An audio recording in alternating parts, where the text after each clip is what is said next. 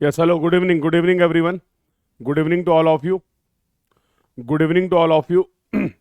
Everyone, please confirm, बेटा, am I audible? Am I visible clearly to all of you? एक बार सभी लोग confirm कर देंगे ऑडियो वीडियो क्लियर है. Audio video is clear to everyone. Everyone please confirm in the chat box. Am I audible? Am I visible clearly to all of you? Everyone please confirm in the chat box. Audio video clear है. Very good. How are you all? कैसे हैं आप सभी लोग? How are you all?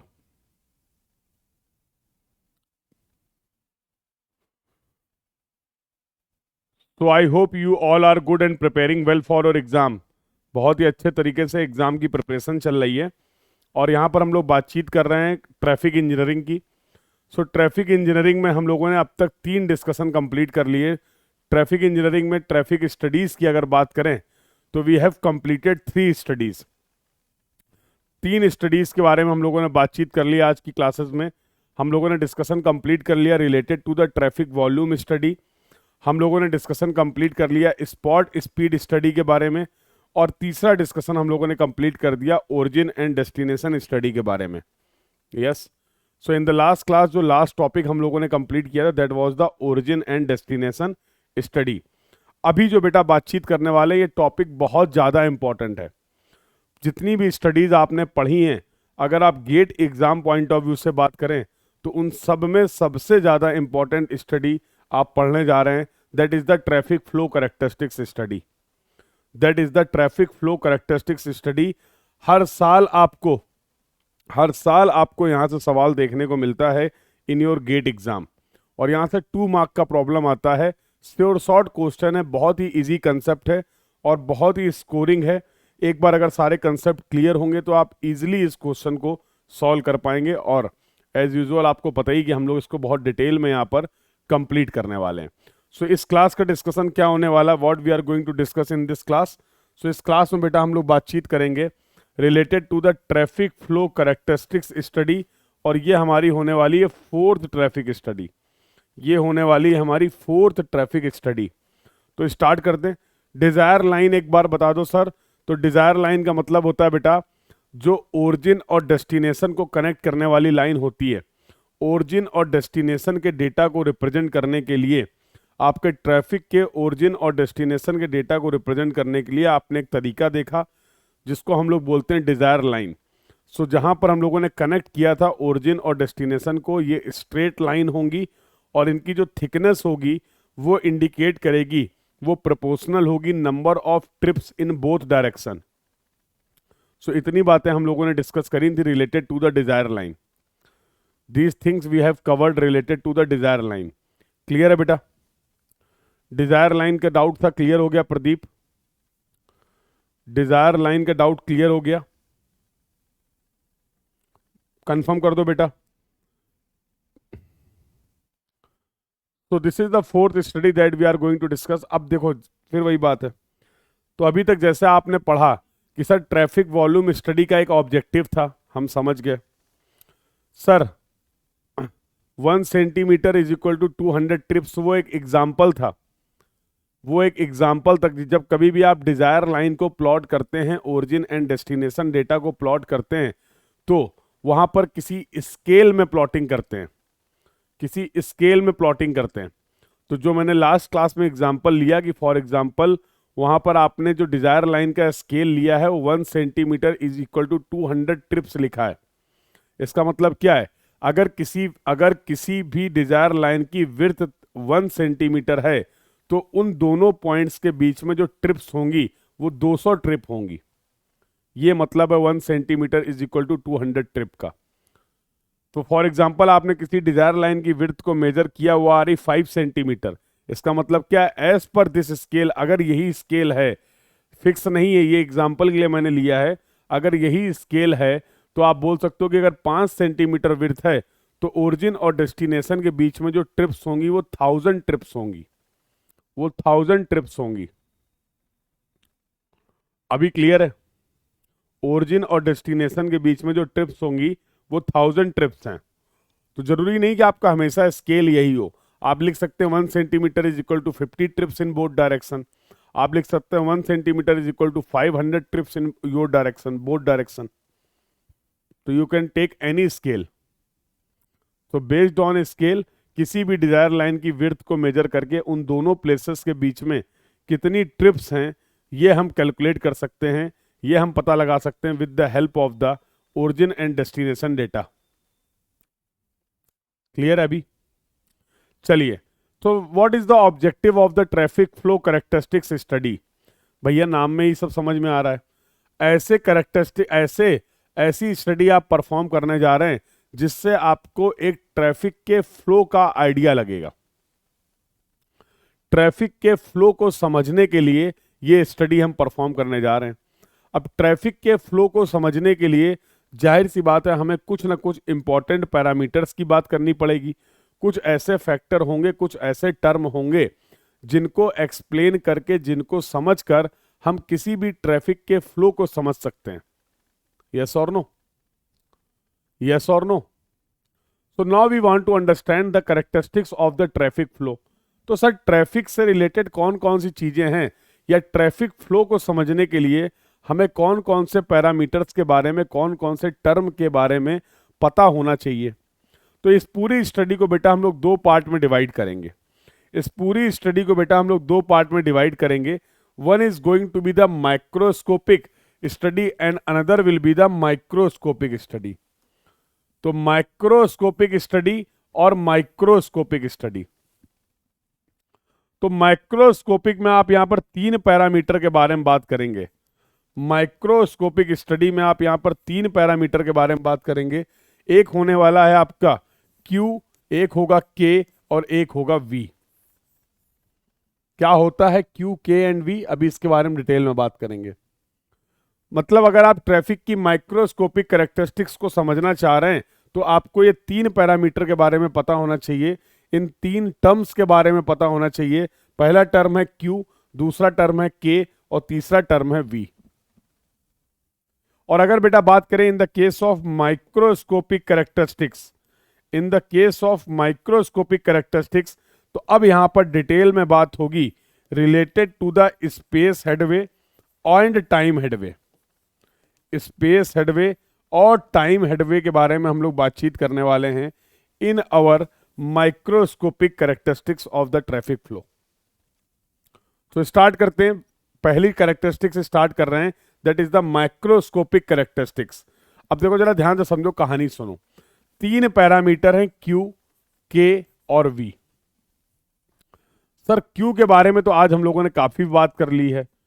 Sir Q के बारे में तो आज हम लोगों ने काफी बात कर ली है, और ये होता है ट्रैफिक का वॉल्यूम। जितने भी पैरामीटर यहां पर डिस्कस किए जा रहे हैं बेटा, all the discussion is related to the traffic. ये सभी जो डिस्कशन है ये आपके ट्रैफिक से रिलेटेड है। ये पूरा का पूरा जो डिस्कशन है वो रिलेटेड टू ट्रैफिक है।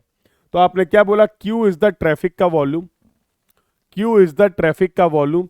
कोई बताएगा मुझे K क्या होता है? तो कुछ और नए टर्म आ रहे हैं, ध्यान से समझो। टर्म समझना बहुत जरूरी है। अगर आपको टर्म की बेसिक अंडरस्टैंडिंग नहीं है तो डेटा देखकर फिर आप कंफ्यूज हो जाएंगे और chances of error will increase. Chances of error will increase. तो Q इज द ट्रैफिक का वॉल्यूम। इसके बारे में आज बहुत डिटेल में चर्चा और बातचीत हो चुकी है। यस और नो? अगला जो डिस्कशन है बेटा, अगला जो डिस्कशन है that is related to the K। और K है आपकी ट्रैफिक की डेंसिटी। K है ट्रैफिक की डेंसिटी और V है बेटा ट्रैफिक की स्पीड। V है ट्रैफिक की स्पीड। सर हम ट्रैफिक की स्पीड भी जानते हैं, ट्रैफिक का वॉल्यूम भी जानते हैं, लेकिन अभी तक सर हमें ट्रैफिक की डेंसिटी के बारे में पता नहीं चला। ये कब आपने बता दिया? अभी तो बताया भी नहीं आपने। कैसे डिफाइन कर सकते हैं ट्रैफिक की डेंसिटी? कैसे डिफाइन कर सकते हैं K is equal to traffic की डेंसिटी? तो बेटा समझो जरा ध्यान से। फॉर एग्जाम्पल ये एक रोड है। अब इस रोड में कोई भी लेंथ आपने कंसीडर कर ली है। इस रोड पे कोई भी लेंथ आपने कंसीडर कर ली है, और इस लेंथ में कितने व्हीकल आ चुके हैं, ऑक्यूपाइड हैं। क्या इसके बेसिस पे हम ट्रैफिक की डेंसिटी को डिफाइन कर सकते हैं? क्या इसके बेसिस पे हम यहां पर ट्रैफिक की डेंसिटी को डिफाइन कर सकते हैं, यस और नो?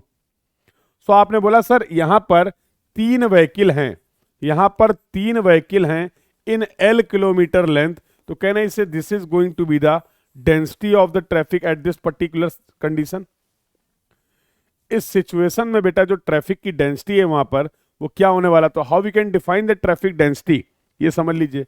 तो number of vehicle in a particular length of the road, number of, how we can define the traffic density, it is the number of vehicle in a particular length of the road is going to be the traffic density, is going to be the traffic density।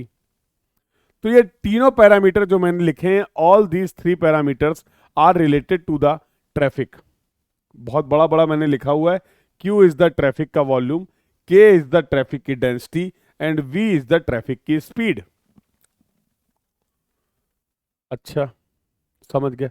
तो पहले मुझे ये बताओ, क्या इन तीनों parameter में कोई relationship हो सकता है? क्या इन तीनों पैरामीटर को हम रिलेट कर सकते हैं एक दूसरे के साथ? Can we relate all these 3 parameters with each other? कह रहे हैं डिफरेंस इन ट्रैफिक की डेंसिटी एंड ट्रैफिक का वॉल्यूम। भैया ट्रैफिक का वॉल्यूम होता है number of vehicle crossing a particular cross section of a road in unit time. किसी एक पर्टिकुलर टाइम में किसी एक रोड के क्रॉस सेक्शन से कितने व्हीकल निकल रहे हैं, ये आपका डिफाइन करता है ट्रैफिक का वॉल्यूम। और किसी एक पर्टिकुलर लेंथ में कितने व्हीकल ऑक्यूपाइड हैं, कितने व्हीकल अवेलेबल हैं, उसकी हेल्प से आपने डिफाइन किया ट्रैफिक की डेंसिटी। तो मुकेश, क्या इन दोनों बातों में कोई डिफरेंस है या दोनों बातें सेम हैं? Number of vehicle crossing a particular cross section of a road in unit time, ये पहला स्टेटमेंट है। And number of vehicle occupied in a particular length of the road, ये दूसरा स्टेटमेंट है। क्या दोनों बातें सेम हैं? क्या दोनों बातें सेम हैं? क्यों भाई मुकेश जी, क्या ये दोनों बातें सेम हैं? क्या ये दोनों बातें सेम हैं? बोलो बेटा। आई डोंट थिंक सो ये दोनों बातें सेम हैं। आई hope the discussion is clear. Difference है ना, समझ में आ गया डिफरेंस क्या है? तो मेरा डिस्कशन ये चल रहा था, क्या हम इन तीनों पैरामीटर को रिलेट कर सकते हैं? बिल्कुल कर सकते हैं। इन तीनों पैरामीटर में एक रिलेशन है भैया, और वो रिलेशन है Q is equal to K into we. Sir आपको कैसे पता ये रिलेशन है? सर आपको ये कैसे पता कि Q is equal to K into V होगा? Q is equal to K plus V भी तो हो सकता था, Q is equal to K divide by V भी तो हो सकता था, V is equal to Q by K भी तो हो सकता था, कुछ भी हो सकता था। अरे भैया अगर कोई रिलेशनशिप है तो हमने बचपन में पढ़ा था, लेफ्ट हैंड साइड की डायमेंशन राइट हैंड साइड के डायमेंशन के अगर बराबर हैं तो वो रिलेशनशिप वैलिड है। ये भी तो हमने पढ़ रखा है। अगर लेफ्ट हैंड साइड की डायमेंशन राइट हैंड साइड की डायमेंशन के बराबर हैं तो क्या वो रिलेशनशिप वैलिड होगा? तो क्या वो रिलेशनशिप वैलिड होगा, यस और नो? बोलो बेटा। तो भैया अगर ट्रैफिक के वॉल्यूम की डायमेंशन की बात करें तो आपने बोला था व्हीकल, और टाइम को ले लेते चलो आवर में। यही यूनिट थी क्या? यही यूनिट थी क्या क्यू की? ट्रैफिक के वॉल्यूम की यूनिट क्या थी? Number of vehicle crossing a particular cross section of a road in unit time. Time हमने ले लिया आवर में। कोई दिक्कत? बेटा अगर हम बात करें तो क्या हम ट्रैफिक की स्पीड का यूनिट बता सकते हैं? स्पीड की यूनिट होती है व्हीकल पर, स्पीड की यूनिट होती है लेंथ, कितनी डिस्टेंस आप कंप्लीट कर रहे हैं, तो किलोमीटर पर आवर बोल दें। This is the speed of the traffic, unit of the speed. This is the unit of the speed, kilometre per hour, kmph जिसको बोलते हो। तो स्पीड की यूनिट तो यही होती है, स्पीड की यूनिट तो यही होती है। और अभी अभी मैंने बताया ट्रैफिक की डेंसिटी, कितने व्हीकल हैं कितने लेंथ में। तो अगर तुम्हें कोई दिक्कत ना हो तो vehicle per kilometre, in this way can I define the unit of the traffic की density? Can I define the unit of the traffic की डेंसिटी? अब जरा लेफ्ट हैंड साइड की डायमेंशन देखो, तो ये आ रही व्हीकल पर किलोमीटर, नहीं व्हीकल पर आवर। ये यूनिट आ रही vehicle per hour is equal to के की यूनिट क्या है, व्हीकल पर किलोमीटर, और वी की यूनिट क्या है, किलोमीटर पर आर। तो किलोमीटर से किलोमीटर निपट गया और ये भी आ गया व्हीकल पर आर, ये भी आ गया व्हीकल पर आर। देखो, तो अगर लेफ्ट हैंड साइड की और राइट हैंड साइड की यूनिट सेम है, अगर लेफ्ट हैंड साइड की और राइट हैंड साइड की यूनिट सेम है, तो क्या हम बोल सकते हैं कि इन तीनों पैरामीटर को रिलेट किया जा सकता है। कैसे? बोले ऐसे, in this way we can relate all these three parameters, Q is equal to K into V, Q is equal to K into V. बोलो, क्या हम इन तीनों पैरामीटर्स को इस तरीके से रिलेट कर सकते हैं? अब अच्छा तुम बताओ, तीनों पैरामीटर को तसल्ली से सोच लो। Q के बारे में बात कर ली, K के बारे में बात कर ली, V के बारे में बात कर ली। चलो एक पैरामीटर को पकड़ते हैं, वो है Q। आप एज अ डिजाइनर, आप एज अ हाईवे इंजीनियर, आप एज अ सिविल इंजीनियर कैसी रोड डिजाइन करना चाहते हो? तुमसे अगर मैं बोलूं कि एक रोड डिजाइन करो और मुझे एक्सप्लेन करो कि क्यू के टर्म्स में हम किस तरीके से रोड को डिजाइन करें, तो आप क्या चाहते हैं कि किसी भी रोड पे जो ट्रैफिक का फ्लो है या ट्रैफिक का वॉल्यूम है वो मिनिमम हो, मैक्सिमम हो या एवरेज हो? शुरू से तुम बात कर रहे हो कि रोड की इफिशियंसी, रोड की इफिशियंसी, रोड की इफिशियंसी। आज वो समय आ गया है जब तुम तय करोगे रोड की इफिशियंसी क्या होगी। तुम किस तरीके की एक रोड डिजाइन करना चाह रहे हो जहां पर पॉसिबल ट्रैफिक का वॉल्यूम या ट्रैफिक का फ्लो मिनिमम हो, मैक्सिमम हो या एवरेज हो या कुछ और हो? Take your time and tell me, take your time and tell me. तो सबका आंसर आ रहा है एवरेज। इसका मतलब इन फैक्टर्स का फील नहीं पहुंचा अब तक। कुछ आंसर आ रहा है मैक्सिमम, बट मोस्टली लोग का आंसर आ रहा है एवरेज। ये बता रहे हैं 30th आवर। देख रहे हो भैया, वो डिजाइन आवरली वॉल्यूम था, वो डिजाइन आवरली वॉल्यूम था। खत्म हो गई बात, खत्म हो गई।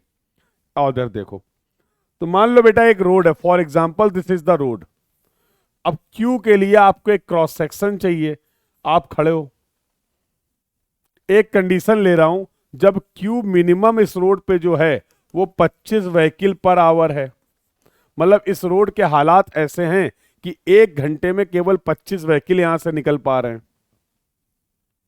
ठीक है, एक क्यू के आपने बोला कि सर एक क्यू है, मान लो वो 50 व्हीकल पर आवर है, और एक क्यू है जो 100 व्हीकल पर आवर है। अब कुछ लोग का इसको भी याद कर लें, एग्जाम्पल है। कुछ लोग का इसको भी याद कर लें, एग्जाम्पल है।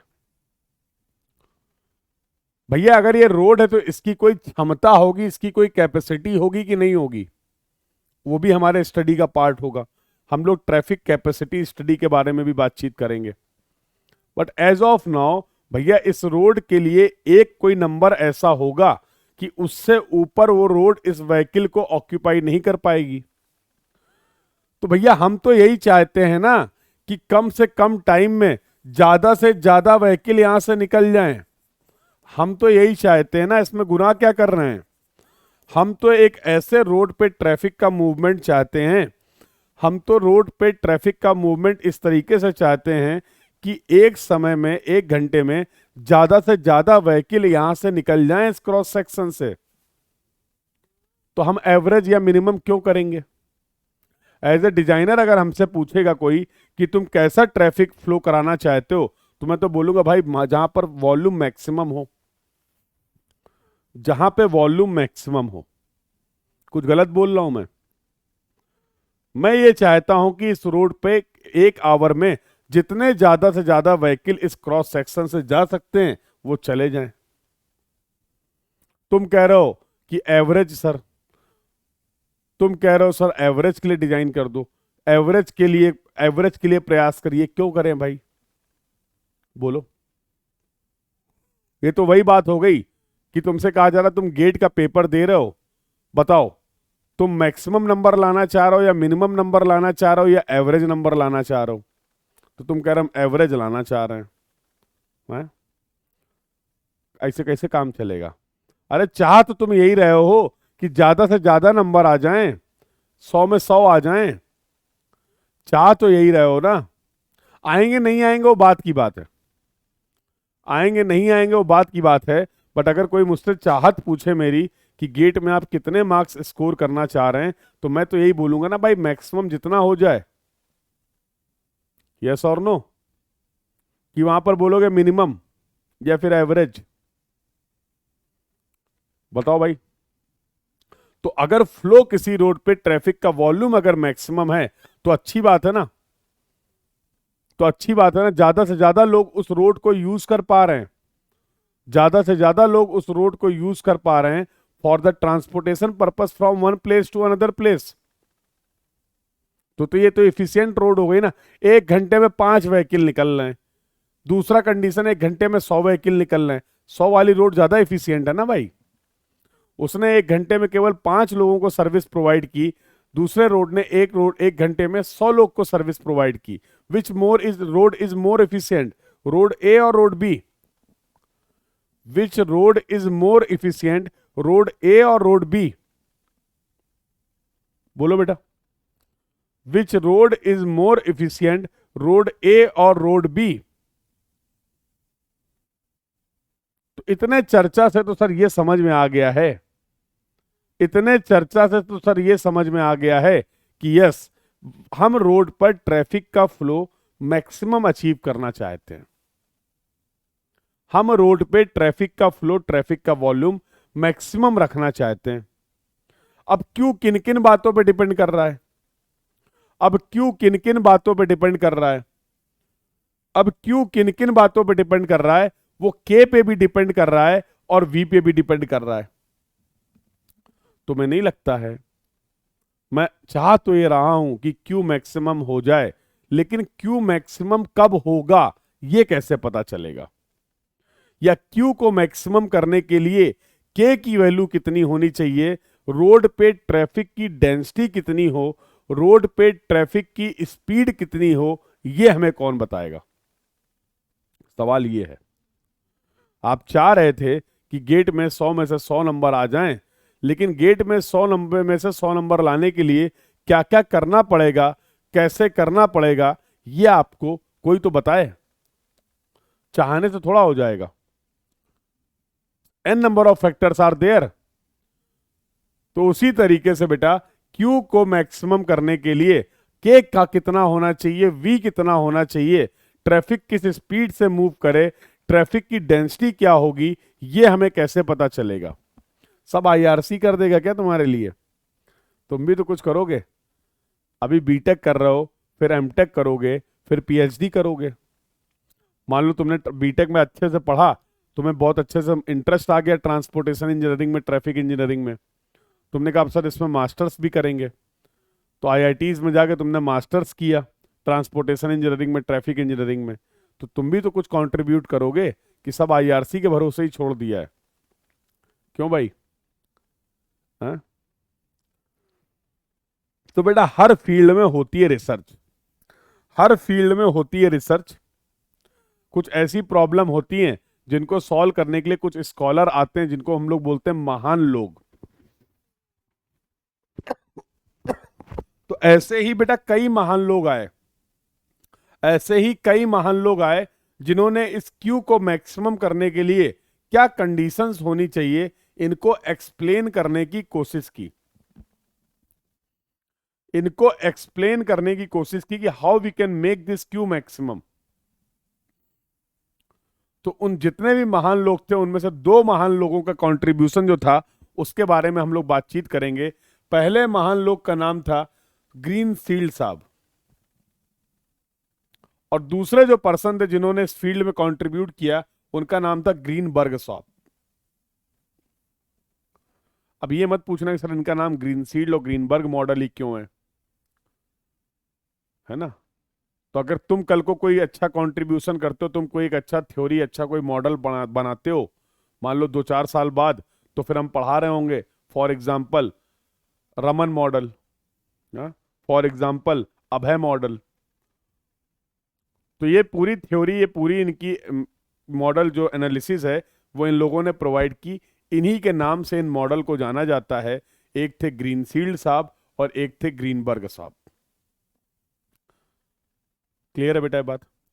एक छोटा सा सवाल है, आप इंजीनियरिंग कर रहे हैं, हर सब्जेक्ट की शुरुआत आप करते हैं किसी न किसी एजम्पशन से, चाहे वो आपका इंजीनियरिंग मैकेनिक्स हो, चाहे वो स्ट्रेंथ ऑफ मटेरियल हो, चाहे वो स्ट्रक्चर हो, चाहे वो सॉयल मैकेनिक्स हो, चाहे वो इन्वायरमेंटल इंजीनियरिंग हो, चाहे वो सर्वेइंग हो, चाहे वो ट्रांसपोर्टेशन इंजीनियरिंग हो, चाहे वो हाइड्रोलॉजी हो, चाहे वो फ्लूइड मैकेनिक्स हो, कुछ भी हो, हर सब्जेक्ट में आपने एजम्पशंस जरूर ले रखे हैं।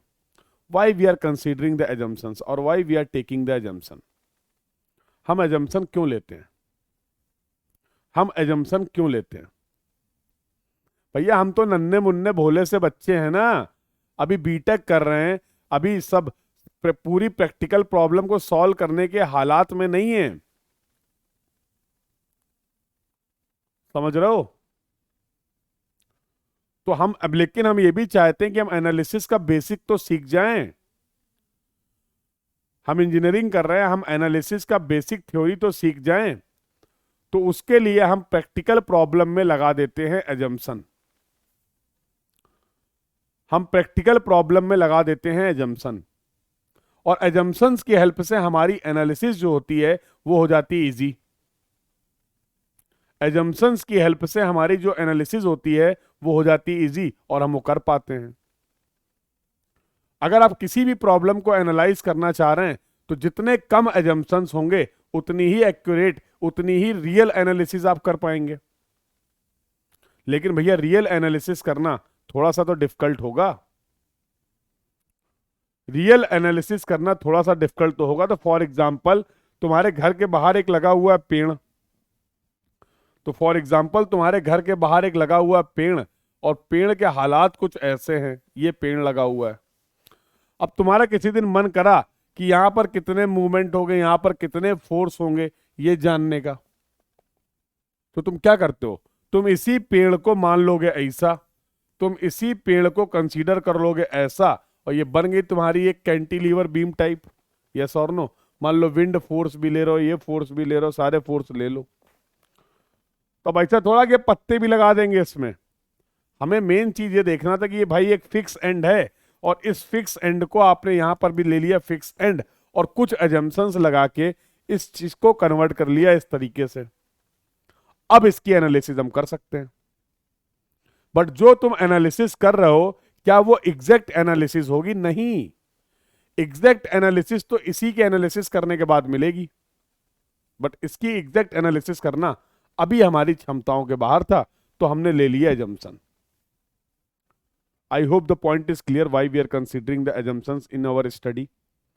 किसी भी स्टडी में हम एजम्पशंस क्यों लेते हैं, उसका बेसिक फंडा क्या होता है, ये बात सभी को समझ में आ गई है? यस और नो? ये बात सभी को समझ में आ गई है? यस और no? Please confirm in the chat box.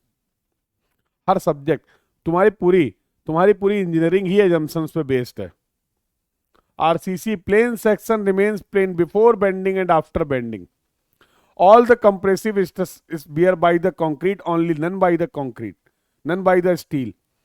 There will be the compression above the neutral axis, there will be the tension below the neutral axis. कैसे भैया? मटेरियल इज होमोजीनियस, आइसोट्रोपिक, सब पढ़ रखा है ना तुमने? बोलो। तो हर सब्जेक्ट आपका एजम्पशंस पे बेस्ड है, लेकिन आपको बेसिक समझने के लिए एजम्पशंस अप्लाई करने पड़ेंगे, अदरवाइज एनालिसिस इतनी डिफिकल्ट हो जाएगी कि वो आपकी क्षमताओं के बाहर निकल जाएगी। फिर यार अब हम सर्वज्ञानी थोड़ा हैं। 3 घंटे का पेपर ले रहे हो तुम, सोच के देखो, मतलब उम्मीदों की भी हद होती है, इंतहा हो गई एकदम। 3 घंटे का तुम एक पेपर ले रहे हो, उसमें चारों आरसीसी का बीम भी डिजाइन कर दें, स्टील का गर्डर भी डिजाइन कर दें, हाइड्रोलॉजी के रन ऑफ भी निकाल लें, एफएम के मशीनरी की भी बात कर लें, हद है मतलब, सोम की भी एनालिसिस कर लें, ट्रांसपोर्ट के भी बातचीत कर लें, रोड भी बना दें, एयरपोर्ट भी बना दें, रेलवे की भी बातचीत हम कर लें, सर्वे भी करना हमें आता हो। क्या चाह रहे हो भाई? 3 घंटे के पेपर में एप्टीट्यूड अलग से आता हो हमको, मैथमेटिक्स आती हो, because we all are engineer. तो 3 घंटे में हम क्या क्या कर दें। और वहीं आप प्रैक्टिकली जाके देखोगे, किसी डिपार्टमेंट में जाओगे तो फॉर एग्जांपल कोई स्ट्रक्चर रेजिडेंशियल बिल्डिंग डिजाइन करनी है, उसके लिए इंजीनियर साहब के पास 15 दिन का टाइम है, 1 महीने का टाइम है, उसमें पूरी टीम लगी हुई है, 10 लोग उसकी स्ट्रक्चरल डिजाइनिंग कर रहे हैं, 10 लोग उसकी स्ट्रक्चरल टेस्टिंग कर रहे हैं। मतलब एक मेंबर डिजाइन करने के लिए प्रैक्टिकली ये हालात चल रहे हैं, और आप हमसे चाह रहे हैं कि हम 3 घंटे में सर्वज्ञानी बन जाएं। हाँ, उसमें सीवेज का ट्रीटमेंट भी करा लो हमसे, रॉ मटेरियल जो आपका क्या बोलते हैं रॉ वाटर है उसका भी ट्रीटमेंट करा दो, कंस्ट्रक्शन मैनेजमेंट और प्रोजेक्ट मैनेजमेंट की भी बात कर लो। हाँ, पर सीपीएम भी हमें आता हो। क्या मतलब, क्या क्या बताओ। अभी 2-4 सब्जेक्ट तो छूट ही गए होंगे। यस और no, are you getting this point. तो बेटा अभी आपको बताया जा रहा है कि हर चीज का तुम बेसिक सीख के आओ, अभी अपनी विड्थ को बढ़ा के आओ, हर कंसेप्ट को अवेयर हो के आओ। तो ये बहुत बड़ी गलत फहमी होती है। मैं बच्चों से बात करता हूं कभी कभी, सर वो एक सब्जेक्ट है वो मैंने कंप्लीट कर लिया है, बेहतरीन तरीके से कंप्लीट कर लिया, अब उसमें कुछ बचा ही नहीं पढ़ने के लिए। मुझे ऐसे सिचुएशन में समझ में नहीं आता है कि कितना भोला है ये बच्चा, क्या कहूं मैं इससे। मतलब तुम लोगों को ऐसा लगता है कि अगर तुमने एक बार कोई सब्जेक्ट कंप्लीट कर लिया है तो अब उस सब्जेक्ट में कुछ बचा ही नहीं है। अरे नहीं भैया, ये तो सबसे बड़ी अज्ञानता की बात है, ये तो सबसे बड़ी अज्ञानता की बात है। बेटा जितने भी सब्जेक्ट मैंने यहाँ पर लिखे, इसमें सब्जेक्ट तो छोड़ो, एक एक टॉपिक में आप अपना पूरा जीवन समाप्त कर सकते हैं, इतना स्कोप है। किसी भी टॉपिक में पढ़ने का कितना स्कोप है कि आपका ये पूरा जीवन कम पड़ जाएगा। किसी भी एक टॉपिक को उठा लो, सब्जेक्ट तो छोड़ दो भाई मेरे, सब्जेक्ट तो छोड़ दो। हम एक बार पढ़ लेंगे फिर कहेंगे अरे सर आप ये तो खत्म हो गया सब्जेक्ट, इसमें तो कुछ है ही नहीं। ये सबसे बड़ी गलत फहमी है, ऐसा नहीं करना है। और जीवन में जितना ज्यादा आप पढ़ लोगे किसी भी चीज के बारे में, जितना ज्यादा डेप्थ में चले जाओगे, आपको पता लगने लगेगा आपको उतना ही कम आता है, ये फैक्ट है। जब मैं कॉलेज टाइम में पढ़ता था इस सब्जेक्ट के बारे में तो मुझे लगता था हाँ हो गया, जैसे भैया हम भी तो तुम्हारे जैसे थे। यस और नो। अब जब मैं लगातार इस सब्जेक्ट को डील कर रहा हूं तो हर बार मुझे ऐसा लगता है कि शायद ये चीज मुझे पिछली बार तक नहीं पता थी। मैं प्रैक्टिकल आपको बिल्कुल सच बता रहा हूं। हर बार आपको एक नया नजरिया देखने को मिलेगा, हर बार एक नई अंडरस्टैंडिंग डेवलप होगी, तभी तो हम लोग बोर नहीं होते हैं। अच्छा आप सोचो, अगर हर बार कुछ नया सीखने को ना मिल रहा हो, ग्रोथ ना हो रही हो, डेवलपमेंट ना हो रही हो कंसेप्चुअली, तो एक सब्जेक्ट आप कितनी बार पढ़ा सकते हो। अरे 10 बार, 20 बार, 25 बार, 50 बार, कभी ना कभी तो बोर हो जाओगे। यस और नो। तो अभी पिछले महीने just I have completed the highway engineering, मैं फिर से हाईवे इंजीनियरिंग अभी आपको पढ़ा रहा हूं। अभी फिर अगले मंथ हाईवे इंजीनियरिंग पढ़ाऊंगा। क्यों नहीं बोर हो रहे हैं? बिकॉज हर बार जब सब्जेक्ट को पढ़ रहे हैं या पढ़ा रहे हैं ना, तो कुछ नया सीखने को मिल रहा है। और हम एक बार पढ़ लेते हमको लगता है बस हो गया। नहीं बेटा, समझ रहे हो। तो लर्निंग का बहुत स्कोप है, लर्निंग का, सीखने का बहुत स्कोप है। खैर एनीवे, भावनाओं में मत ले जाओ मुझे, भावनाओं में बह जाऊंगा मैं, फिर देर हो जाएगी। है टॉपिक अपना इंपॉर्टेंट ज्यादा है। चलो खैर, ये भी बातें जरूरी थी, हो जाती कभी कभी। तो एजम्पशंस का रोल समझा दिया। तो देखो, इस पूरे सिचुएशन को एनालाइज करने के लिए पहले जो महान शख्स आए उनका नाम था ग्रीनफील्ड साहब। बहुत अच्छा कंट्रीब्यूशन किया उन्होंने, इसीलिए हम लोग इस मॉडल का यहाँ पर डिस्कशन कर रहे हैं। उन्होंने बोला कि प्रैक्टिकली हम क्यू को रोड पर मैक्सिमम कैसे कर सकते हैं। उसके लिए उन्होंने जल्दी से, क्या कर दो, जल्दी से सब लोग इस बात पे लाल लाल दिल, अरे नहीं ठीक है। तो इन्होंने क्या बोला बेटा, इन्होंने बोला कि हमारे कुछ एजम्पशंस, हम आपको एक थ्योरी दे रहे हैं, एक मॉडल दे रहे हैं, इसको समझने की कोशिश करिए और मैं बिल्कुल ट्राई करना चाह रहा हूं कि हम रोड पे क्यू को कर दें मैक्सिमम। आइए इनके मॉडल के बारे में जानते हैं, इन्होंने जो कंट्रीब्यूट किया उसके बारे में समझते हैं। तो now we will discuss about the Greenfield model. तो ग्रीनफील्ड मॉडल का जो पहला फंडामेंटल अजम्पशन था, ग्रीनफील्ड मॉडल का जो पहला फंडामेंटल अजम्पशन था, उन्होंने बोला कि there is a inverse linear relationship, there is a inverse linear relationship between the speed K and the speed. Traffic की स्पीड, अरे अरे अरे नहीं गुस्सा मत हो, ट्रैफिक की स्पीड और ट्रैफिक की डेंसिटी में इन्होंने बोला एक इनवर्स लीनियर रिलेशनशिप है। ये एजम्पशन था, ये सबसे बड़ा एजम्पशन था, लिखा होगा। In this model inverse linear relationship between the traffic density and the traffic speed is assumed. इस पूरी थ्योरी में इन्होंने एज्यूम किया कि ट्रैफिक की स्पीड और ट्रैफिक की डेंसिटी में एक इनवर्स लीनियर रिलेशनशिप है। ठीक है, दो टर्म मुझे और देखने को मिल रहे हैं, एक है VSF और एक है KJ। KJ का मतलब होता है मेरा बेटा जैम डेंसिटी और VSF का मतलब होता है फ्री फ्लो स्पीड। VSF का मतलब होता है free flow speed, KJ stands for the, तो टोटल 4 टर्म हो गए। V हो गया तुम्हारा ट्रैफिक की स्पीड, लिख देता हूं, तो V हो गया तुम्हारा ट्रैफिक की स्पीड, K हो गया तुम्हारा ट्रैफिक की डेंसिटी, K हो गया तुम्हारा ट्रैफिक की डेंसिटी, VSF हो गया तुम्हारा फ्री फ्लो स्पीड, VSF हो गया तुम्हारा फ्री फ्लो स्पीड, और KJ हो गया जैम डेंसिटी, KJ हो गया जैम डेंसिटी। ये टर्म क्लियर है? नहीं सर बिल्कुल नहीं क्लियर है सर, इसमें 2 ही टर्म तो अभी आपने बताए हैं, चारों कैसे क्लियर हो जाएंगे? हाँ सर, V पता है, K पता है, बट VSF और KJ नहीं पता है।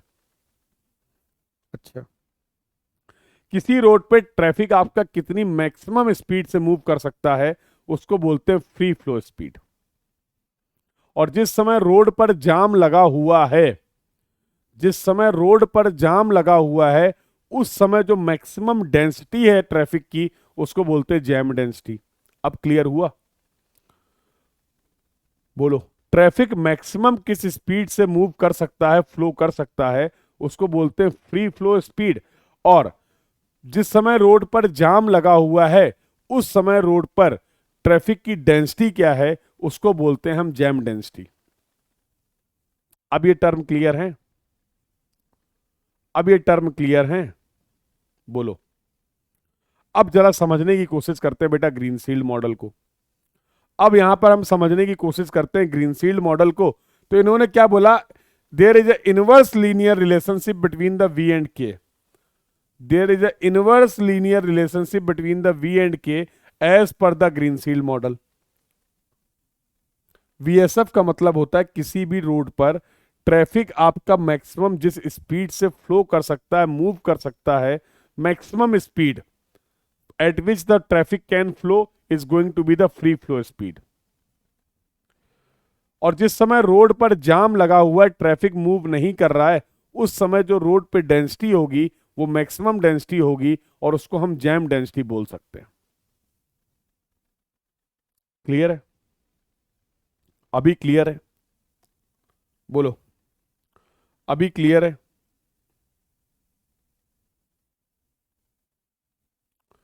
तो बेटा आप यहां पर देखो, जरा समझो ग्रीनफील्ड साहब ने क्या एज्यूम किया, इसकी जरा एनालिसिस करते हैं। देखो जरा, ये ओरिजिन है, देखो जरा, जरा तुम मुझे देख के बताना ग्राफ में।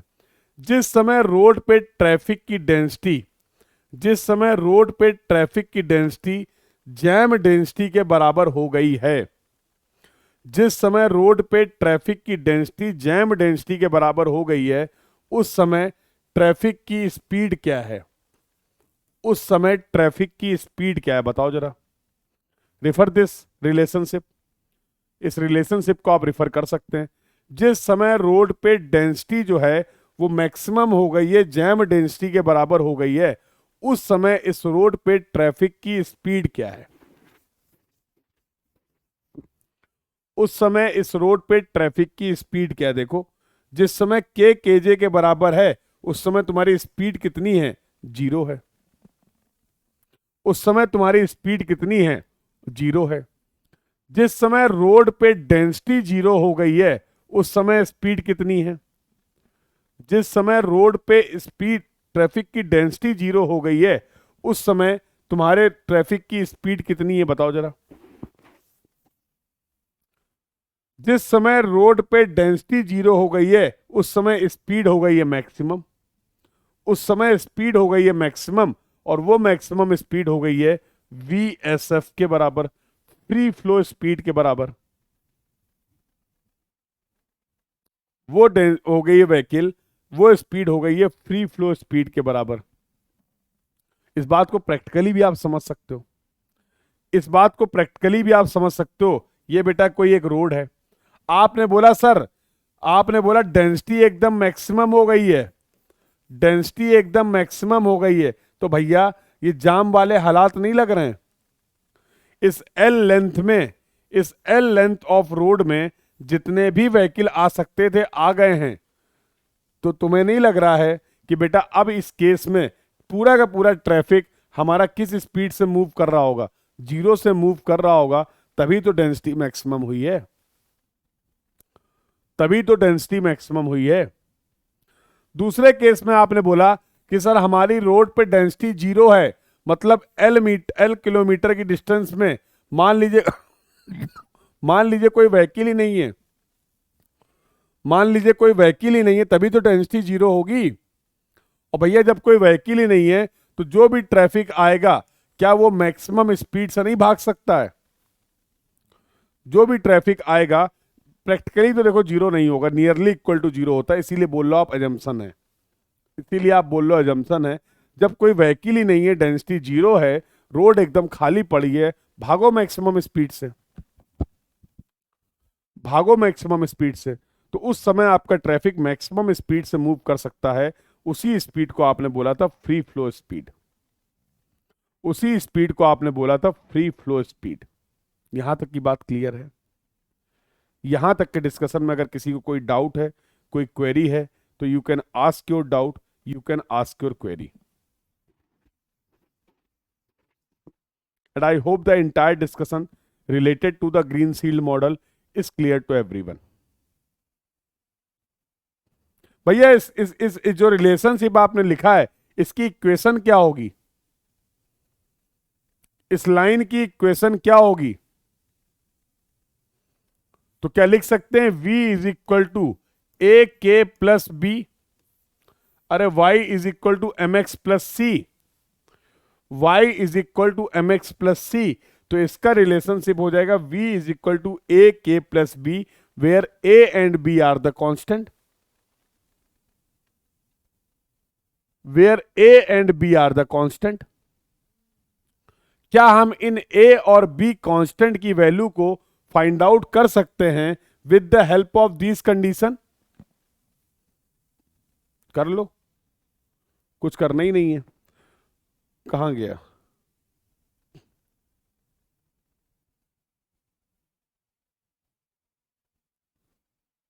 चलो, तो मैंने क्या बोला, तो हमारा रिलेशनशिप हो गया v is equal to a k plus B. आपने अभी बोला था सर जब k kj के बराबर है उस समय v 0 है, और जब सर k 0 है तो v vsf के बराबर है, या आप ही ने तो बोला था। एक काम करो, एक एक इक्वेशन पुट करो। जब सर k हमारा 0 है तो k की वैल्यू 0 पुट कर दोगे तो तुम्हें नहीं लगता है v vsf के बराबर हो जाएगा? तो vsf into going to be b, ये लो b की वैल्यू पता चल गई, देखो। और सर अगर जब हमारा k kj के बराबर है तो v 0 है तो a kj प्लस b, ऐसा हो जाएगा क्या? बोलो। और b की वैल्यू अभी आपने निकाल ली है, this is going to be the vsf, बोलो। तो क्या हम यहां से a की वैल्यू निकाल सकते हैं? तो minus vsf upon kj, minus vsf upon kj, बोलो बोलो। तो अगर हम यहां पर इनको अरेंज कर दें तो क्या मैं लिख सकता हूं v इज इक्वल टू हो जाएगा माइनस vsf अपॉन kj, और ये क्या आ जाएगा? प्लस यहाँ पर एक के तो था ही था, प्लस ये आ गया VSF, और इसको अगर रीअरेंज कर लें और VSF को कॉमन ले लें तो ये 1 माइनस के अपॉन KJ आ जाएगा। क्या हम V को इस तरीके से डिफाइन कर सकते हैं? बोलो। हमने इन बाउंड्री कंडीशन की हेल्प से A और B की वैल्यू निकाली, A और B की वैल्यू यहां पर पुट करी, रीअरेंज किया, ये हमारा फाइनल रिलेशनशिप आ गया V का। बोलो बेटा, कैन वी से लाइक दिस? कैन वी से लाइक दिस? क्या हम ऐसा बोल सकते हैं? ये रिलेशनशिप निकालना हमारा मकसद नहीं था, ये रिलेशनशिप फाइंड आउट करना हमारा मकसद नहीं था। हमारा मकसद क्या था? हम रोड पे Q को मैक्सिमम करना चाह रहे हैं, हम रोड पे Q को मैक्सिमम करना चाह रहे हैं, हमारा ये मकसद था। और Q के मैक्सिमम होने के लिए K कितना होना चाहिए और V कितना होना चाहिए, हम ये जानना चाह रहे हैं, ये हमारा मकसद था। चलो V पता चल गया है तो तुम ये भी तो जानते हो कि Q इज इक्वल टू होता है K इंटू V। इस V की वैल्यू को उठाओ, यहां पुट कर दो, इस V की वैल्यू को उठाओ, यहां पर पुट कर दो, इस V की वैल्यू को उठाओ और यहां पर पुट कर दो, K को अंदर भेज दो, तो VSF K माइनस के स्क्वायर अपॉन KJ। अगर आप Q को मैक्सिमम करना चाह रहे हैं तो आपको नहीं लगता DQ upon DK should be equal to 0? बोलो, मैक्सिमम मिनिमा के लिए क्या करते हैं? अगर आप चाहते हैं Q मैक्सिमम हो जाए तो for Q maximum the DQ upon DK this differentiation should be equal to 0। करके देख लो बेटा, ये कंडीशन आ जाएगी, ये कंडीशन आ जाएगी। चेक करो ये आ रही कि नहीं आ रही है। Q के मैक्सिमम होने के लिए K होगा KJ बाई 2 के बराबर, और बेटा V की जो कंडीशन आएगी वो आएगी VSF by 2। For Q max K should be equal to KJ by 2 and V should be equal to VSF by 2। ये दोनों कंडीशन आ गई। For Q max K should be equal to KJ by 2 and V should be equal to VSF by 2। K should be equal to KJ by 2 and V should be equal to VSF by 2। हम जानते हैं Q is equal to होता है K into V, यही आएगी और क्या आएगी। तो क्या मैं लिख सकता हूं बेटा कि जो Q मैक्सिमम होगा वो K कितना है Q मैक्सिमम के लिए? K is equal to KJ by 2, V is equal to VSF by 2 put कर दें तो आपको नहीं लगता है as per the Greenshield model, as per the Greenshield model बेटा हमारी कंडीशन आ जाएगी, हमारी वैल्यू आ जाएगी Q मैक्स की, that is going to be VSF into KJ by 4, that is going to be the VSF into KJ by 4।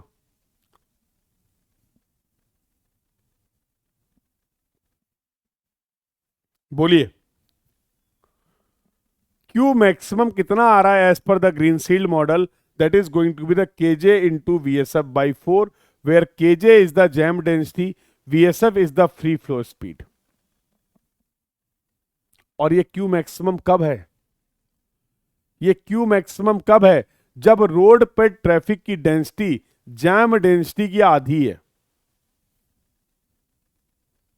जब road पे traffic की डेंसिटी जैम डेंसिटी की आधी है और जब रोड पे ट्रैफिक की स्पीड फ्री फ्लो स्पीड की आधी है, इस कंडीशन पे जो रोड पे ट्रैफिक का वॉल्यूम होगा वो मैक्सिमम होगा, ऐसा बताया आपको ग्रीनशील्ड साहब ने, ऐसा बताया गया है आपको एज पर द ग्रीनशील्ड साहब। हो गए तीनों parameter relate. Q K V for maximum Q, what should be the value of K, what should be the value of V, what will be the value of the maximum volume। सारी बातें clear हो गई as per the Greenshield model, सारी बातें clear हो गई as per the Greenshield model, yes और no? बोलो बेटा, आराम से देख लो, कहीं कोई डाउट हो, कोई क्वेरी हो, पूछ लो। आराम से देख लो, कहीं पे कोई डाउट हो, कोई क्वेरी हो तो पूछ लो।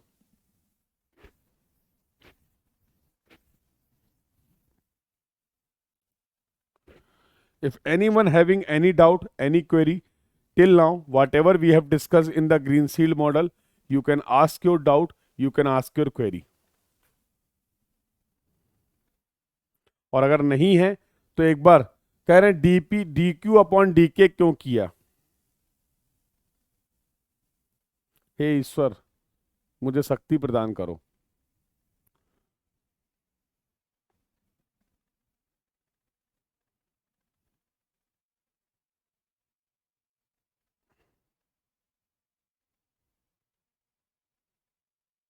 अरे भैया किसी भी फंक्शन के मैक्सिमा या मिनिमा निकालने के लिए या किन कंडीशंस पे कोई फंक्शन मैक्सिमम होगा या मिनिमम होगा उसके लिए क्या तरीका होता है।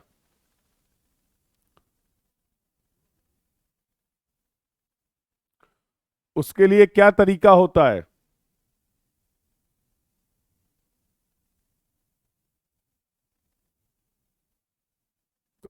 इंजीनियरिंग थर्ड ईयर का सब्जेक्ट है। अगर तुम्हें कोई दिक्कत ना हो तो क्या मैं भी कुछ एज्यूम कर लूं। मैं ये एज्यूम कर सकता हूं क्या कि आप सभी 12वीं कंप्लीट करके आए हैं। बोलो can I take this assumption.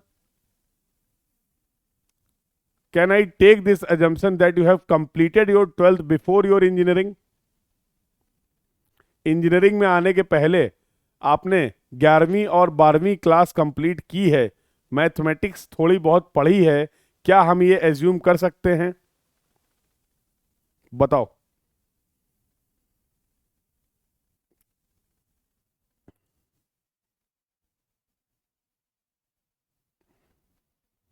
तो differentiation integration maxima minima I hope I am assuming you have discussed all these things.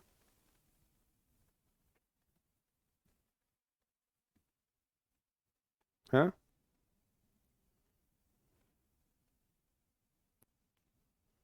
तो डिफरेंशिएशन नहीं कर पाओगे डी क्यू अपॉन डी के। इस फंक्शन को के रिस्पेक्ट में डिफरेंशिएट करना है। वीएसएफ कांस्टेंट है बाहर भाग आ जाएगा। के का डिफरेंशिएशन के रिस्पेक्ट में क्या होगा बोलो।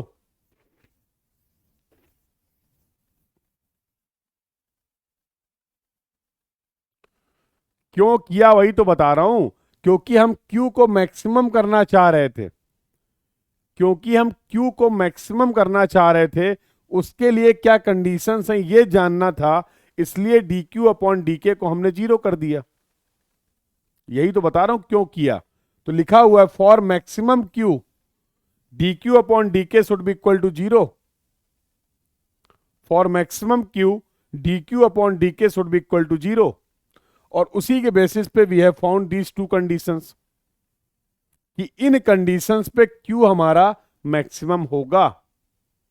To find these two conditions we have taken the first derivative as zero. अब क्लियर है बेटा क्यों कर रहे हैं डी क्यू अपॉन डी के इज इक्वल टू जीरो। ये क्लियर है।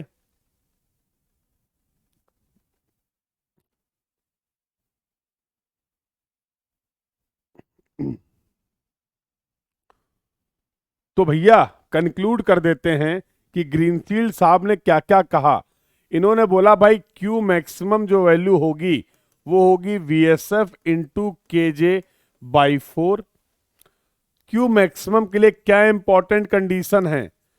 क्यू मैक्सिमम के लिए क्या इंपॉर्टेंट कंडीशन है। के should be equal to k j by 2 and v should be equal to v S F by 2। Traffic की जो स्पीड होनी चाहिए अगर वो फ्री फ्लो स्पीड की हाफ है, ट्रैफिक की डेंसिटी अगर जैम डेंसिटी की हाफ है, तो ऐसी सिचुएशन पे रोड पे जो आपका ट्रैफिक का वॉल्यूम मिलेगा वो मैक्सिमम होगा as per the Greenfield model. As per the Greenfield model clear है। तो these are the conclusion that you have drawn with the help of the Greenfield model. Greenfield model की help से आपने ये important conclusion निकाल ली है। I hope the point is clear to everyone. तो बेटा अब एक बात बताओ, हम जानते हैं क्यू के वी 3 पैरामीटर हैं, तो क्या इनके वेरिएशंस देख सकते हैं। तो ये तो अभी आपने देखा कि के और वी में क्या गेम चल रहा था, इनवर्स लीनियर रिलेशनशिप था। क्यू मैक्सिमम कब होगा। क्यू मैक्सिमम कब होगा बेटा। Q will be maximum when the speed will be equal to the V S F by 2। ये देखो तब क्यू आपको मैक्सिमम दिख रहा है। Q हमारा मैक्सिमम होगा जब डेंसिटी जो है वो kj/2 के बराबर है। तो can we plot the variation between the Vk, Vq and Qk, Q और K, क्या इस तरीके से वेरिएशंस प्लॉट कर सकते हैं as per the Greenfield model? बोलिए बेटा, as per the Greenfield model. तो यहां पर ये एनालिसिस आपकी कंप्लीट होती है बेटा related to the Greenfield model. एक और दूसरे महान व्यक्ति भी थे जिनके बारे में हम लोगों ने बातचीत की, उनका नाम था ग्रीनबर्ग मॉडल। उन्होंने एक अपनी थ्योरी दी। उन्होंने बोला अगर आप किसी भी रोड पे ट्रैफिक का वॉल्यूम मैक्सिमम चाह रहे हैं, क्यू की वैल्यू मैक्सिमम चाह रहे हैं, तो कितनी वैल्यू होगी, किन कंडीशंस में होगी, उसको निकालने के लिए उन्होंने भी एक एनालिसिस करी। उनके अपने एजम्पशंस थे, उनके अपने एजम्पशंस थे। क्या एजम्पशंस थे उनके बारे में बात कर लेते हैं। तो बेटा ग्रीनबर्ग साहब ने कहा कि बोले कि जो रिलेशनशिप है वी और के बीच में वो इनवर्स लीनियर नहीं है, वो इनवर्स लीनियर रिलेशनशिप नहीं है, लॉगरिथमिक रिलेशनशिप है,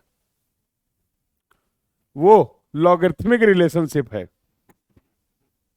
बेटा सेकंड ग्राफ में वेरिएशन आ रहा है वी और क्यू में। रोहन, यहां ट्रैफिक की स्पीड और यहां पर ट्रैफिक का वॉल्यूम है। थर्ड में वेरिएशन आप दिखा रहे हैं क्यू और के में, ट्रैफिक का वॉल्यूम और ट्रैफिक की डेंसिटी। तो at half density, jam density की जब हाफ डेंसिटी है उस समय क्यू हमारा मैक्सिमम है। रोहन, क्लियर है? ये पूरी बातें हुई अब तक as per the Greenfield model. ये पूरी बातें हम लोगों ने करी बेटा अब तक as per the Greenfield model. Clear है? अब आए ग्रीनबर्ग साहब, उन्होंने बोला कि भाई मेरे हिसाब से V और K के बीच में जो रिलेशनशिप है ना वो लॉगरिथमिक रिलेशनशिप है। तो लोगों ने पूछा भाई लॉगरिथमिक रिलेशनशिप है, बताइए फिर क्या रिलेशनशिप है। अगर आप बोल रहे हैं लॉगरिथमिक रिलेशनशिप है V और K के बीच में, तो बताइए क्या रिलेशनशिप है। उन्होंने बोला ये रिलेशनशिप है। तो V is equal to VSF ln KJ/K, KJ और VSF वही है। KJ क्या है? जैम डेंसिटी है। VSF क्या है? फ्री फ्लो स्पीड है। VSF क्या है? Free flow speed of the traffic है। कोई दिक्कत नहीं यहां तक।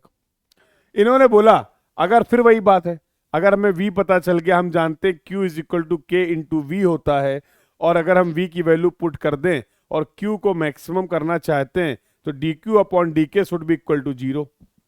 तो जो फाइनल कंडीशंस निकल के आएंगी वो मैंने यहां पर लिखी है। तो as per the Greenberg model अगर आप चाहते हैं किसी भी रोड पे ट्रैफिक का वॉल्यूम मैक्सिमम हो तो उस पर डेंसिटी जो है वो KJ/E के बराबर होनी चाहिए। ln वाला फंक्शन है ना, that's why you are getting E here. और जो ट्रैफिक की स्पीड हो वो फ्री फ्लो स्पीड के बराबर होनी चाहिए। तो भाई एक बात बताओ, तो क्या मैं यहां से इनके कंक्लूजन लिख सकता हूं? तो as per the Greenberg model जो क्यू मैक्स था वो KJ इंटू VSF/E था। कंडीशन क्या थी इनकी? इनकी कंडीशन क्या थी कि V should be equal to VSF और K should be equal to KJ/E। ये कंडीशंस थी, ये कंडीशंस थी। सर एक बात हमें नहीं समझ में आई, अभी आपने ग्रीनफील्ड मॉडल के बारे में बताया, अभी आपने ग्रीनफील्ड मॉडल के बारे में बताया, तो सर ग्रीनफील्ड मॉडल के बारे में आपने काफी डिटेल में बताया, पूरा डेरिवेशन कर दिया, यस और नो? ग्रीनबर्ग में आपने मेन पॉइंट बता दिए। ऐसा क्यों? ऐसा क्यों? क्योंकि बेटा जब इन दोनों मॉडल के रिजल्ट्स को कंपेयर किया गया, जब इन दोनों मॉडल्स के रिजल्ट को कंपेयर किया गया तो क्या पाया गया? देखो इनमें से कोई भी मॉडल 100% एक्यूरेट तो है नहीं, क्योंकि दोनों ही एजम्पशंस पे बेस्ड है। एक में इनवर्स लीनियर रिलेशनशिप एज्यूम किया गया है और एक में लॉगरिथमिक रिलेशनशिप एज्यूम किया गया है। बट बाद में ये प्रैक्टिकली पाया गया, जब दोनों मॉडल से आपने किसी सिचुएशन को एनालाइज किया तो ये पाया गया कि जो ग्रीनफील्ड मॉडल है वो ज्यादा प्रैक्टिकल है as compare to the Greenberg model. वो ज्यादा प्रैक्टिकल है एज कंपेयर टू द, इससे जो रिजल्ट आपको मिल रहे हैं वो ज़्यादा रियलिस्टिक हैं as compare to the Greenberg model. इसीलिए अगर मैं बात करूं प्रैक्टिकली जो मॉडल आप एनालिसिस के लिए ट्रैफिक के फ्लो की कैरेक्टरिस्टिक्स को समझने के लिए जो प्रैक्टिकली आप मॉडल ज़्यादा यूज करते हैं वो है ग्रीनबर्ग मॉडल। और गेट को भी इंटरेस्ट प्रैक्टिकल चीज़ों में ही है। तो इन दोनों मॉडल में अगर बात करें तो they are asking the question related to the Greenberg model more frequently. तो गिने चुने 2-3 क्वेश्चन अब तक पूछे गए हैं ग्रीनसील्ड मॉडल किससे क्वेश्चन ज्यादा आ रहे हैं। गिने चुने 2-3 क्वेश्चन आए हुए हैं आपके ग्रीनबर्ग मॉडल से। तो ग्रीनबर्ग मॉडल के लिए कितना डिस्कशन रिक्वायर्ड था वो मैंने आपको डिस्कस कर लिया। ग्रीनसील्ड मॉडल में हम लोगों ने डिटेल में बात कर ली। तो अब आप इस पोजीशन में हैं बेटा, कम से कम आपको 15 क्वेश्चन मिलेंगे केवल ग्रीनसील्ड मॉडल के। अब आप ट्रैफिक इंजीनियरिंग को जब आप प्रैक्टिस करेंगे तो अब तक जो डिस्कशन किया है आप 50% क्वेश्चन कर सकते हैं ट्रैफिक इंजीनियरिंग के। तो अब तक हम लोगों ने एक पार्ट पूरा कंप्लीट कर लिया, that is the traffic characteristics, और दूसरा पार्ट हम लोग डिस्कस कर रहे हैं ट्रैफिक स्टडीज, और जिसमें से अभी हम लोग चौथी स्टडी डिस्कस कर रहे हैं, that is the traffic flow characteristics study. इसका फर्स्ट पार्ट हम लोगों ने कंप्लीट कर लिया है, that is the microscopic study, that is the microscopic study. तो इसके कुछ क्वेश्चंस मैंने आपको डीपीपी में भी प्रोवाइड किए हैं ग्रीनसील्ड मॉडल से रिलेटेड, और बहुत ज्यादा क्वेश्चंस आपको देखने को मिलेंगे और बहुत सिंपल और बहुत बेसिक। एक सवाल करा दें, एक सवाल करा दें, एक सवाल करा दें, कैसे सवाल आते पता चल जाए तुम्हें, बोलो कैसे सवाल आते हैं। लो देखो, 2 बार ये सवाल आया तुम्हारे गेट के एग्जाम में क्वेश्चन। तो एक सवाल आया, एक फंक्शन दिया गया v is equal to 70 minus 0.7 K, बोला गया क्यू मैक्स कितना होगा। ये है सवाल, ये गेट का 2 नंबर का सवाल है, 2 बार आया है। गेट का 2 नंबर का सवाल है और ये 2 बार आया है। क्या अप्रोच है मैं एक बार डिस्कस कर देता हूं। पहला सवाल है क्या अप्रोच है, देखो क्या अप्रोच है जरा समझो भैया। ये फंक्शन को ध्यान से देखो, ये फंक्शन तुम्हें नहीं लग रहा y is equal to m x plus c का फॉर्म है।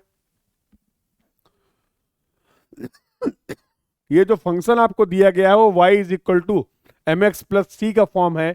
v is equal to 70 minus 0.7 k, ये है भैया ग्रीनसील्ड मॉडल। ये जो एनालिसिस दी गई है, ये जो रिलेशनशिप दिया गया है, ये फॉलो कर रहा है ग्रीनसील्ड मॉडल को, बिल्कुल कर रहा है।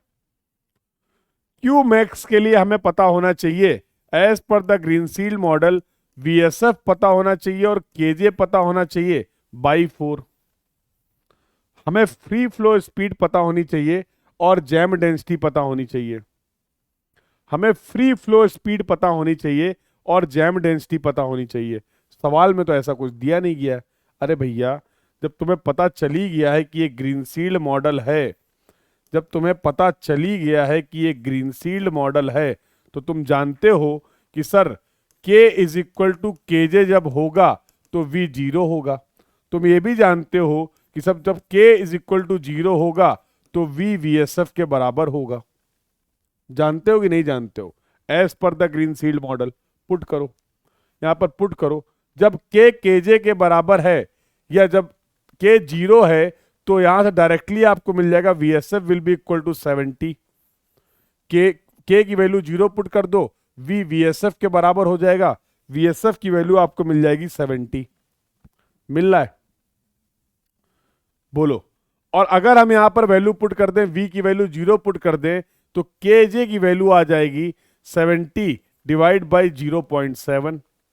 लो भैया, लो भैया। तो क्या क्यूमैक्स नहीं निकाल पाओगे? क्या क्यूमैक्स नहीं निकाल पाओगे? बोलो बेटा, क्या यहां से आप क्यूमैक्स की वैल्यू को कैलकुलेट नहीं कर पाएंगे?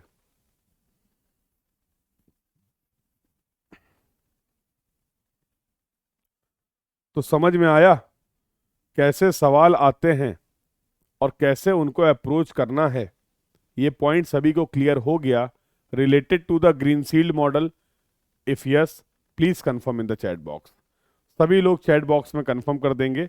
और यहां पर हम लोगों ने डिस्कशन कंप्लीट कर लिया माइक्रोस्कोपिक स्टडी का। We have completed our discussion for the microscopic study. अगले लेक्चर में बेटा हम लोग बात करेंगे माइक्रोस्कोपिक स्टडी की। और और अगर स्टडीज की बात करें तो इन द नेक्स्ट वीकेंड जो आपकी नेक्स्ट सैटरडे क्लास होने वाली है, सबसे पहले हम लोग कंप्लीट करेंगे ट्रैफिक फ्लो कैरेक्टरिस्टिक्स स्टडी को। इसके बाद बेटा हम लोग बातचीत करेंगे ट्रैफिक कैपेसिटी स्टडी की। अभी हम लोग बातचीत करेंगे पीसीयू के बारे में। अभी हम लोग बातचीत करेंगे एक्सीडेंटल स्टडी के बारे में। अभी हम लोग बातचीत करेंगे व्हीकल अराइवल मॉडल के बारे में। ये आपके डिस्कशन का पार्ट है ट्रैफिक इंजीनियरिंग में। तो जब आपकी ट्रैफिक स्टडीज वाला पार्ट कंप्लीट हो जाएगा, then we will move for the third part, जो कि है हमारा ट्रैफिक कंट्रोल डिवाइस, जिसमें हम लोग बातचीत करेंगे ट्रैफिक साइन के बारे में, हम लोग बातचीत करेंगे ट्रैफिक सिग्नल के बारे में, हम लोग बातचीत करेंगे ट्रैफिक इंटरसेक्शन के बारे में। तो अभी का मोर आप कह सकते हैं लगभग 50% से ज्यादा ट्रैफिक इंजीनियरिंग का डिस्कशन हम लोगों ने कंप्लीट कर लिया है। वी हैव कंप्लीटेड नियरली 50% का discussion for the traffic engineering. तो बहुत ही शानदार शुरुआत की आज आप लोगों ने अपने गेट 2023-2024 की प्रिपरेशन के लिए। 2023 की शुरुआत बहुत शानदार हुई है, क्यों भाई? तो एक बार वो सभी बच्चे चैट बॉक्स को लाल कर दें जिन्होंने आज की सारी क्लासेस फॉलो की हैं, जिन्होंने सारी क्लासेस फॉलो की, कोई भी क्लास मिस नहीं करी है, सैटरडे और संडे दोनों।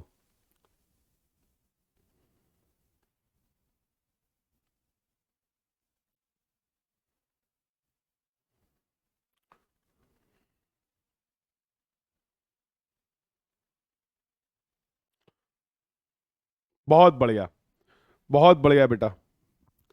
अब पूरा साल पढ़ेंगे।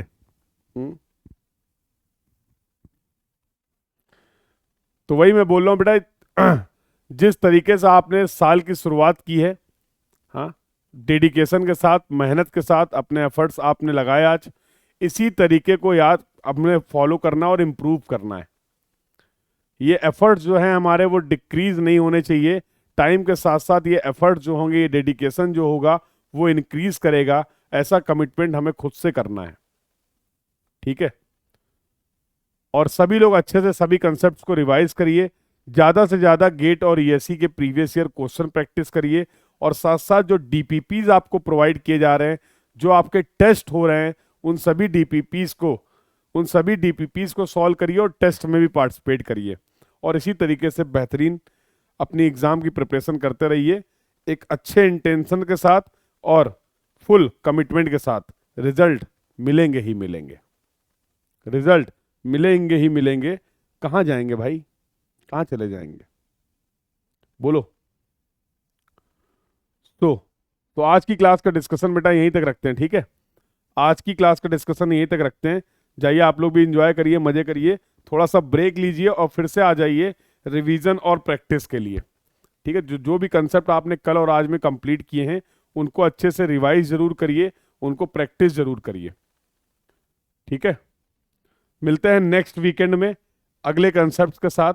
तब तक जितने भी पुराने टॉपिक्स आपने कंप्लीट कर लिए हैं, इंट्रोडक्शन वाला चैप्टर, जियोमेट्रिक डिजाइन वाला चैप्टर और ट्रैफिक इंजीनियरिंग के जो भी पार्ट हम लोगों ने कंप्लीट कर लिया है, उसको अच्छे से रिवाइज करके सारे कंसेप्ट्स के सवाल्स को प्रैक्टिस करके आइए, ठीक है? This was all about for this class. Once again happy new year to all of you. Thank you.